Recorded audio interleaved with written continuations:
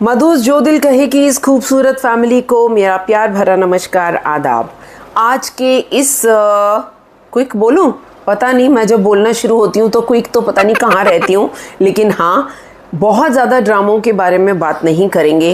एक ड्रामा जो बहुत पुराना है और चैनल ने एक एक करके उसका एपिसोड डाला, 21 एपिसोड्स अभी अभी कंक्लूड हुए हैं, उसके बारे में बात करूँगी। एक करूँगी जंजीरें के बारे में। जंजीरें का पूरा कुछ नहीं बताना है, बस 2 मिनट लूँगी आपके जंजीरें के लिए, जिसमें एक क्या चीज़ देख ली उसके बारे में ज़िक्र करना मुझे आज बहुत ज़रूरी लग रहा है। तीसरा करूँगी मैं डरे निजात को टच, जो बहुत सारे व्यूअर्स कह रहे हैं आप डरे निजात देख रहे हो, उसका रिव्यू तो दो। तो हाँ, अभी तक के जितने एपिसोड्स आ गए वो देख लिए एंड उसके बारे में भी थोड़ा सा जिक्र करेंगे। और किसके बारे में बात करेंगे? ओह, एक भैया मुनी बट का चल रहा है, उसके बारे में मैंने थोड़ा सा जिक्र किया था, उसका एक आध एपिसोड देखा था तब जिक्र किया था, उसके बारे में भी आज मैं खूब सारी बात करने वाली हूँ।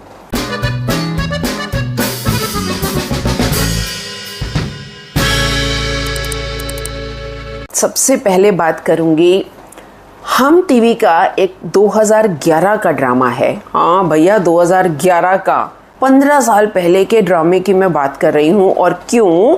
क्योंकि हम क्लासिक्स पर इंडिया में पॉप हुआ एंड एक एक करके वो उसका एपिसोड डाल रहे थे।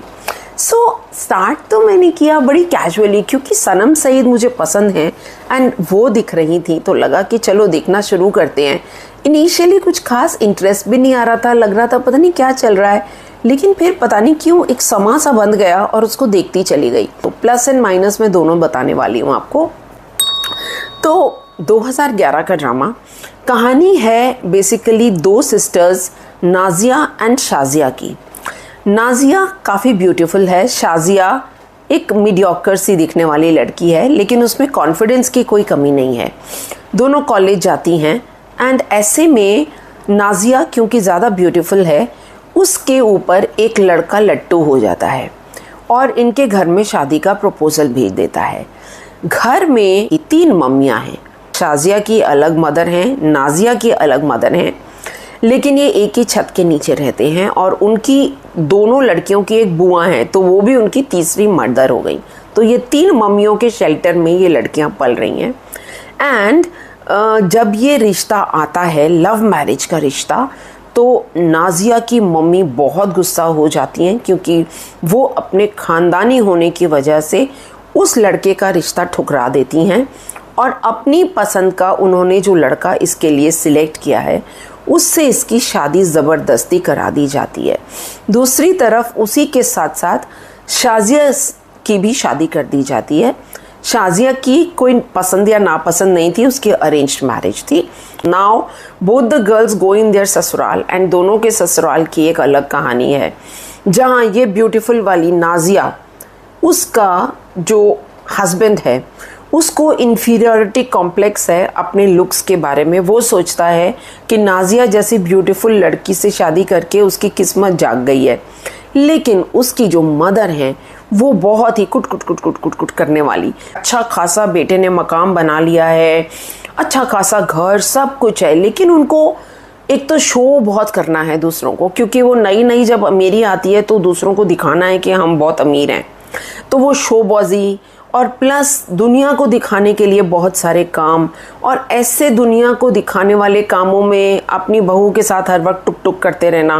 वो कुछ भी करे, अच्छा कर रही है नहीं कर रही है, इनको उसमें से मीन मेख निकाल के उसको तंग करना है। एक तरीके से कहते हैं ना कि मियाँ बीवी को कभी खुश नहीं रहने देना, उन दोनों के बीच में हमेशा कुछ ना कुछ कुट करते रहो, उस टाइप की सास हैं। वो कहते हैं ना कि भगवान ने सब कुछ दे दिया, लेकिन इंसान अपनी ब्लेसिंग्स को काउंट नहीं करता और बस मीन मेख निकालता रहता है और उन ब्लेसिंग्स को ठुकराता रहता है। और जब ऐसी ब्लेसिंग्स को ठुकरा रही हैं बार बार, तो एक दिन ना भगवान भी सोचता है उसको मेरी ब्लेसिंग्स की कोई कदर तो है नहीं, तो ठीक है मैं इससे ये ब्लेसिंग्स वापस ही ले लेता हूँ। और ऐसा कुछ होता है जिसमें वो ब्लेसिंग्स वापस चली जाती हैं। बहू मायके में आ जाती है वापस एंड दूसरी तरफ जो दूसरी लड़की है शाजिया, जिसकी शादी हुई, उसकी सास तो बहुत अच्छी है, लेकिन ससुर उसका ऐसा बेकार है, ऐसा बेकार, जो अपनी बीवी को भी पीटता है और अपने बेटे से भी यही एक्सपेक्ट करता है कि वो भी अपनी बीवी को बिल्कुल दबा के रखे। शाजिया थोड़ी सी बोल्ड गर्ल है, अनलाइक नाजिया। नाजिया थोड़ी सी दबी हुई सी लड़की थी, शाजिया थोड़ी बोल्ड है। उसको अगर कोई चीज़ गलत लगती है तो वो बोल देती है, भाई ये तो गलत है, मेरे से ये बर्दाश्त नहीं होगा। तो उसमें ससुर से उसकी हो जाती है अनबन, और ससुर सीधा चलो निकल जाओ यहाँ से। बेटा कहने को तो कंप्यूटर इंजीनियर है, बाहर अमेरिका में नौकरी कर रहा था, लेकिन शादी के बाद कुछ ऐसी सिचुएशंस हुई जो वो अमेरिका की नौकरी उसकी चली गई। तो ऐसी सिचुएशंस बन रही हैं जहाँ पर वो लड़का उस दौर से गुजर रहा है जहाँ उसके पास कोई नौकरी नहीं है, और बीवी का नौकरी करना चाहे उसको पसंद ना हो, लेकिन घर तो वही चला रही है ना नौकरी करके। तो वो जो एक मेल ईगो होता है कि अपने ईगो को सेटिस्फाई करने के लिए बीवी को पीट भी दो, बीवी को जलील भी कर दो, और that kind of a thing. तो एक ह्यूमन इमोशंस दिखाए जा रहे हैं हर किस्म के। लाइफ स्टेबल हो रही है, अनस्टेबल हो रही है, फिर से स्टेबल हो रही है। ऐसी सिचुएशंस बार बार आ रही हैं दोनों लड़कियों की ज़िंदगी में। कभी शाजिया आ जाती है मायके में रहने, कभी नाजिया आ जाती है मायके में रहने, और ऐसे में वो तीन औरतें जो इनकी तीन माएँ हैं, वो उन सिचुएशंस को कैसे हैंडल कर रही हैं, अपनी प्रॉब्लम्स को भी हैंडल कर रही हैं, और साथ में इन दोनों लड़कियों की भी प्रॉब्लम्स को हैंडल कर रही हैं। एंड आगे चल के जब नाजिया के साथ में बहुत ही ज़्यादा ज़्यादती हो जाती है, और उस ज़्यादती के बाद अचानक इन तीन माओं को जो पहले नाराज़ थी उसके लव मैरिज से, और जब वो प्रपोज़ल अब दोबारा आ रहा है, तो क्या उनका पर्सपेक्टिव बदलेगा। प्रेजेंटेशन चाहे इस ड्रामे की कैसी भी हो, लेकिन जो इसमें से भावनाएं निकल के आती हैं ना, लाइक आपको हर किस्म के कैरेक्टर्स इसमें देखने को मिलेंगे।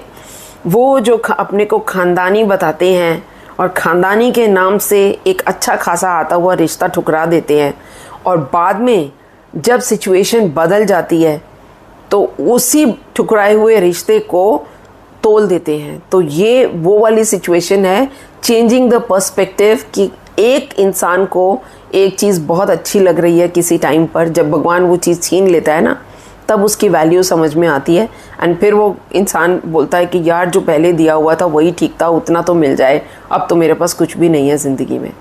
ये इंसान को सोचना चाहिए। बहुत सारी सीखें हैं इसमें। जैसे नाजिया की मदर, जब उसका वो लव मैरिज का उसका रिश्ता आता है, वो पहला लड़का जो भेजता है, एंड उस पर जब ये माँ उसकी नाराज़ होती है, हम ख़ानदानी लोग हैं, तुमने हमारी नाक कटा दी, उसको पीटती है बहुत बुरी तरीके से। एंड अब वही उसको बाद में चल के कन्विंस कर रही है कि नहीं तो उससे शादी कर ले, तेरी ज़िंदगी बन जाएगी। क्यों पहले समझ में नहीं आया था कि इस लड़के से शादी करके ज़िंदगी बन जाएगी, अब तुमको लग रहा है कि उसके साथ रह के उसकी ज़िंदगी बन जाएगी। So it is a very big lesson to the parents, and कि जो इस तरीके से बच्चों की ज़िंदगियों को अजाब बना देते हैं। आई शुड से कई बार पेरेंट्स के गलत डिसीजंस बच्चों की ज़िंदगी की दिशा बदल देते हैं।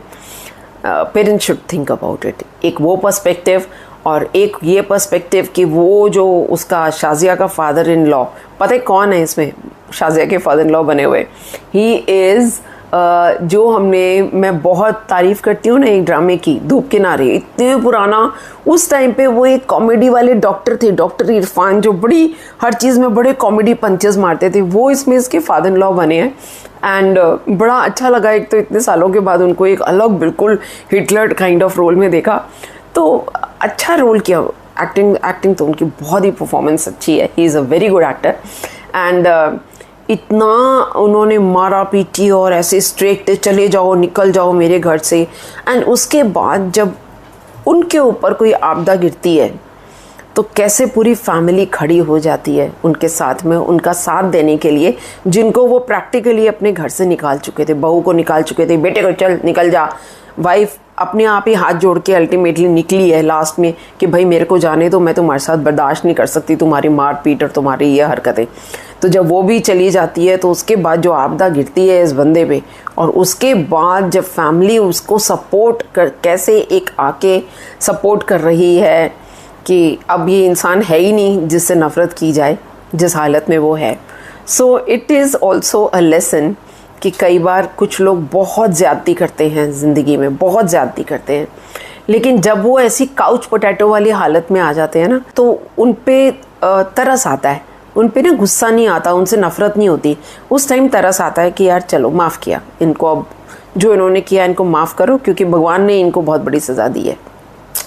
So that is yet another lesson कि अगर वो ऐसा न करते वो इंसान, तो सोचिए उनकी लाइफ कितनी बेहतरीन होती। और दूसरी तरफ जो नाजिया की सास, जिसने इतना ड्रामा किया, अपने बेटे की ज़िंदगी ख़राब कर दी, उसने क्या क्या नहीं खोया लाइफ में आगे चल के, ये देखने वाली चीज़ है। और जब सब कुछ खो दिया है, उसके बाद वो पोती जो आने वाली थी, जिसको वो गिरवाना चाहती थी, बेटे को कह रही थी जा इसको गिरवा दे, मेरे को ये बहू नहीं चाहिए जो मेरे को पोती देगी, मेरे को तो पोता चाहिए, उसका कैसे ट्रांसफॉर्मेशन होता है और क्या होता है उसकी ज़िंदगी में जिसकी वजह से उसका ट्रांसफॉर्मेशन होता है। तो वही count your blessings, you know, it's such a big lesson to everybody, you know, count your blessings. जो है उसको भगवान से शुक्राना मान के और लो, इंस्टेड ऑफ के जो नहीं है आपके पास, दूसरों के पास है, उसको देख देख के क्रिप करते रहते हैं। उसकी बहू का तो पोता हो गया, ये नाजिया की माँ जो है वो उसका पोता हुआ है, ते हमारे भी घर में पोता होना चाहिए। क्यों कंपेयर करते हो अपनी लाइफ को दूसरों के साथ? हमारी ज़िंदगी हमारी है, दूसरे लोग हमारी ज़िंदगी के बारे में क्या कहते हैं, we should not bother about them. हमें अपनी ज़िंदगी में अपनी खुशी ढूंढनी है, दूसरों की नज़र से नहीं। दूसरा कोई खुश नहीं होता। काउंट योर ब्लेसिंग्स, कुछ भी है, ठीक है, छोटा सा है ना, आशियाना, हैप्पीनेस है ना।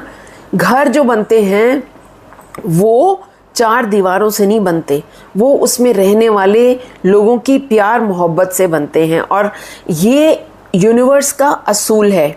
जिस घर में एक दूसरे की रिस्पेक्ट होती है, किलकारियाँ गूंजती हैं, लोग खुश रहते हैं, एक दूसरे से प्यार से बात करते हैं, उन घरों में बहुत बरकत होती है। और जहाँ हर वक्त क्लेश होता है ना, वहाँ पे सौभाग्य नहीं आता।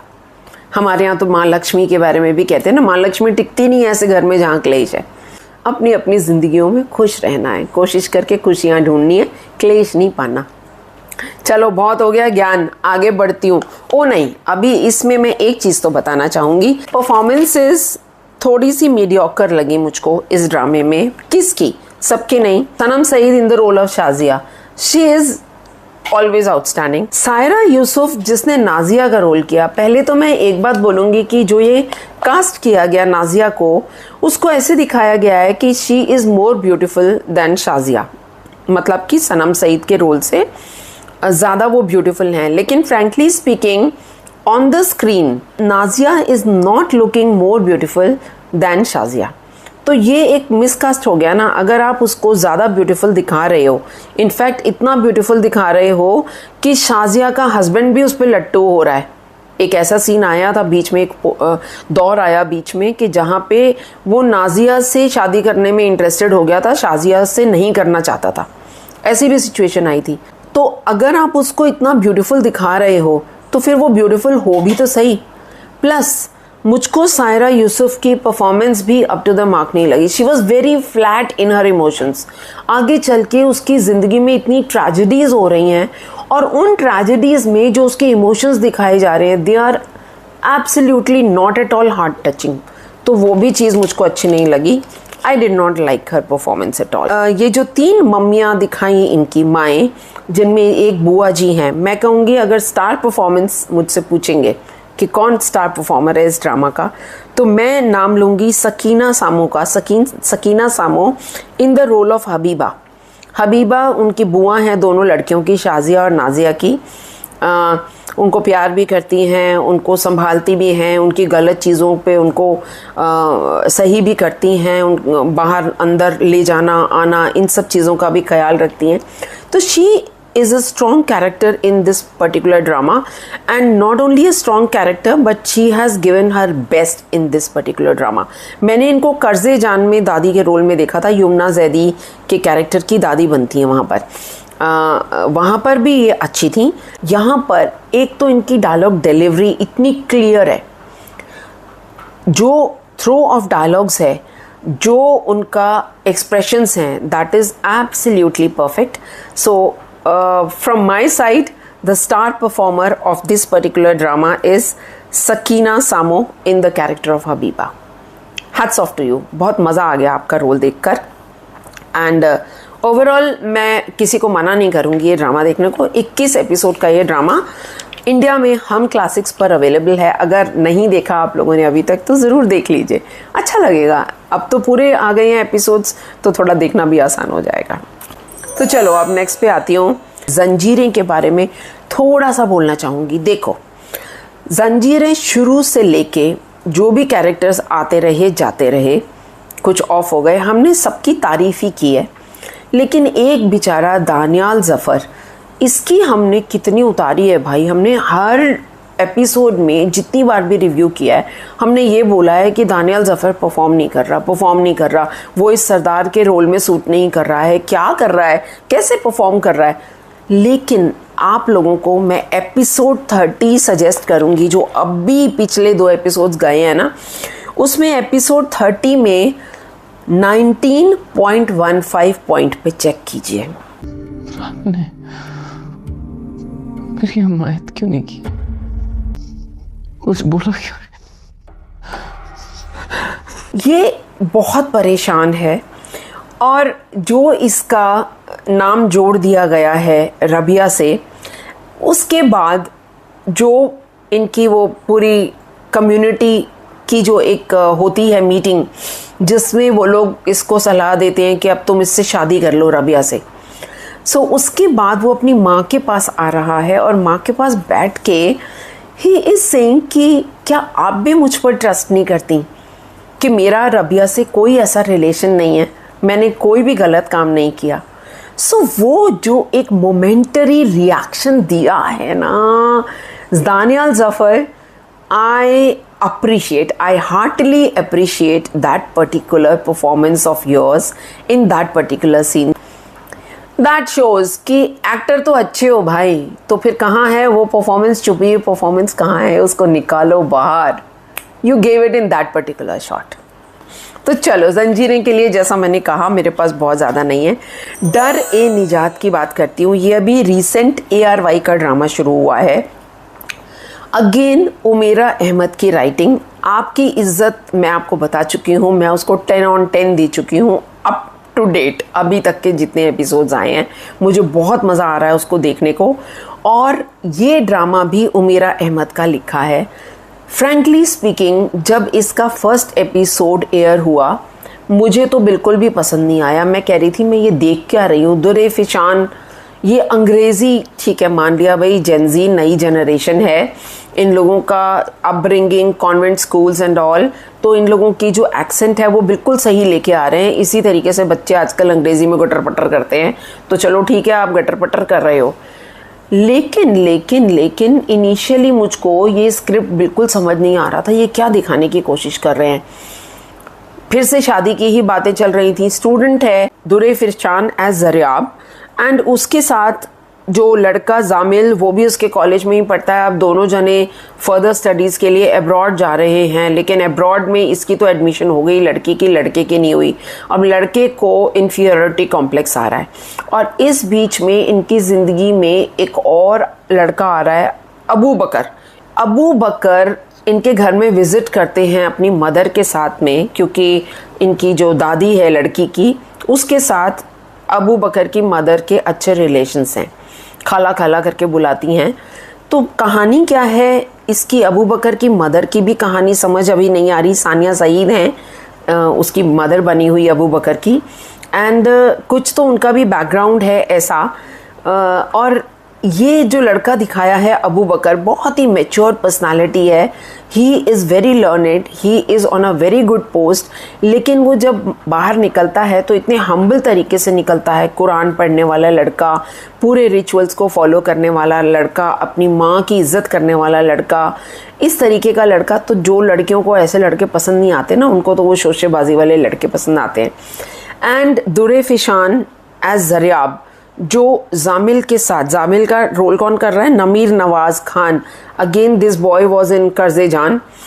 और यहाँ पर भी अब ये इसके साथ में फ्रेंडली है, दोनों जने अकेले टाइम स्पेंड कर रहे हैं, तो कुछ तो अभी तक की स्टोरी से ऐसा लग रहा है कि आगे चल के शायद ये लड़की कुछ गलत स्टेप लेने वाली है जामिल के साथ, एंड कुछ इसकी ज़िंदगी में ऐसी उथल पुथल होगी कि उसके बाद अबू बकर, जिसको आज की डेट में वो इंसल्ट कर रही है, प्रैक्टिकली इंसल्ट कर रही है, उसी के साथ शायद इसको अपनी लाइफ स्पेंड करनी पड़ेगी, शादी करनी पड़ेगी।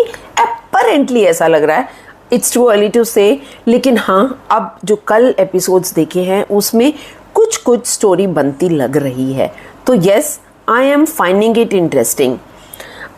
Yes, I am finding it interesting. अभी देखते हैं आगे क्या होता है। एंड ऑफ कोर्स उसकी जो दादी बनी है, ये अभी हम वो वाला जो ड्रामा चल रहा है बस तेरा साथ हो में, ये जिनकी वाइफ बनी है वही अब यहाँ पर उनका बेटा है इस ड्रामे में, डरे निजात में। तो इनिशियली थोड़ा सा ऑड लग रहा था कि अभी डॉक्टर बहू में भी हमने उनको देखा, शी वॉज इन हर से 50s के कैरेक्टर थी, और सडनली 50s के कैरेक्टर से अब ये 75 प्लस के कैरेक्टर में जम कर गई हैं, दादी के रोल कर रही हैं। जहाँ एक ड्रामे में हम उनको बस तेरा साथों में हस्बैंड वाइफ देख रहे हैं, वहाँ एज अ दादी इनका वो बेटा बन के आ जाता है और इनके पैर दबा रहा है डॉल। तो थोड़ा सा वो सिस्टम में जाने में टाइम लग रहा है। ऑल्दो अलग से अगर देखा जाए, she is performing well as a dadi. तो हम ये कह सकते हैं कि क्योंकि अभी अभी रिसेंट चल रहे ड्रामे हैं ना, तो वो अभी वो वाले कैरेक्टर से हम निकलते नहीं हैं, और अगर कोई दूसरा कैरेक्टर में इस तरीके से आ जाते हैं तो थोड़ा सा ऑड लगता है। लेकिन हाँ, ओवरऑल अच्छा चल रहा है ड्रामा अभी। आई एम लुकिंग फॉरवर्ड, और पर्टिकुलरली क्योंकि उमेरा अहमद का है तो आई एम लुकिंग फॉरवर्ड कि हाँ इसमें कुछ जान तो है, आगे चल के बहुत अच्छी स्टोरी बनने वाली है। एंड हाँ, उसकी जो अबू बकर की मदर बनी है ना, सानिया सईद, ये भी आजकल सडनली मुझको ड्रामाज में दिखनी शुरू हो गई हैं। आपकी इज़्ज़त में भी यही दिख रही हैं, वो भी उमेरा अहमद का और ये भी उमेरा अहमद का यहाँ पर भी। लेकिन दोनों में इनका जो बोलने का लहजा है वो बड़ा मोनोटनस सा लग रहा है। Why it is, tell me, ऐसा क्यों हो रहा है? आई मीन थोड़ा सा लग रहा है जैसे स्टाइल उनका बिल्कुल सेम चल रहा है, सॉफ्ट टोन रखनी है, धीरे धीरे बोलना है और स्माइल करते हुए। Do both the characters require monotonous performance? Let's see, I mean it's just my observation, हो सकता है मैं गलत भी हूँ। तो डरे निजात के बाद अब मैं बात करती हूँ उस ड्रामे की जिसके बारे में मैंने थोड़ा सा जिक्र किया था अभी 2-4 हफ्ते पहले, तपिश। ये हरपल जियो का ड्रामा है। एंड इनिशियली जब मैंने देखना शुरू किया था, मैंने आपको कहा बहुत ओवर ड्रामेटिक तरीके से बनाया हुआ है। मुनीब बट हीरो लग रहा है, बहुत अच्छा लग रहा है, ही इज़ वेरी हैंडसम। ये जो लड़की उसको टकराती है जिससे उसको प्यार हो जाता है, और लड़की दूसरे से शादी कर ली है, लेकिन इसका प्यार कम नहीं हो रहा। अब इसको जैसे एक टॉय होता है ना कि मेरे को तो, मैंने जिस टॉय पे हाथ रख दिया वो टॉय कोई दुकान से दूसरा कैसे लेके चला जाए, मुझको तो वो टॉय अपने लिए चाहिए। तो अब वो उनकी ज़िंदगी में दखल दे रहा है, वो उनकी शादी तोड़वाने के चक्कर में है और बस इनके पीछे पड़ गया है। वो दारू पी के, और उसके बाद जो उसके सीन्स दिखाए गए हैं ना ड्रंकर्ड की हालत में, जीना हराम कर दूंगा मैं उसका। ड्रंक भी है, गुस्से में भी है, दुख भी है। ये एक्सप्रेशंस लाना इतना आसान काम नहीं है। इतनी ब्यूटीफुल परफॉर्मेंस दी है मुनीब बट ने। सो मेरी तरफ से खूब सारी तालियां मुनीब आपकी परफॉर्मेंस के लिए, क्योंकि मैं जब वो सीन देख रही थी तो उसके साथ साथ मैं 2 सीन्स को रिलेट कर रही थी। एक हमने देखा था सुन मेरे दिल, जिसमें वहाज अली की भी ड्रंकर्ड की सिचुएशन में उसकी ऐसी हालत दिखाते हैं जहां वो लड़खड़ाता हुआ कुछ कुछ बोल रहा है। ओहो, इतना बेकार परफॉर्मेंस था वो। अगेन हमने अभी पीछे देखा था मुअम्मा में जो उसका टेनेंट होता है पहला वाला, वो भी शराब के नशे में बाहर खड़ा हुआ चिल्ला रहा होता है। मैंने उसके बारे में भी बोला था, बहुत बेकार ड्रंकर्ड की उसने परफॉर्मेंस दी थी। लेकिन मुनीब बट से सीख लो भाई, बिल्कुल बैलेंस थी इसकी। चलो बस आज के लिए इतना ही। फिर जुड़ते हैं अगले एपिसोड में। तब तक खुश रहिए और मधुस जो दिल कहे को अपना प्यार देते रहिए। Thank you, bye.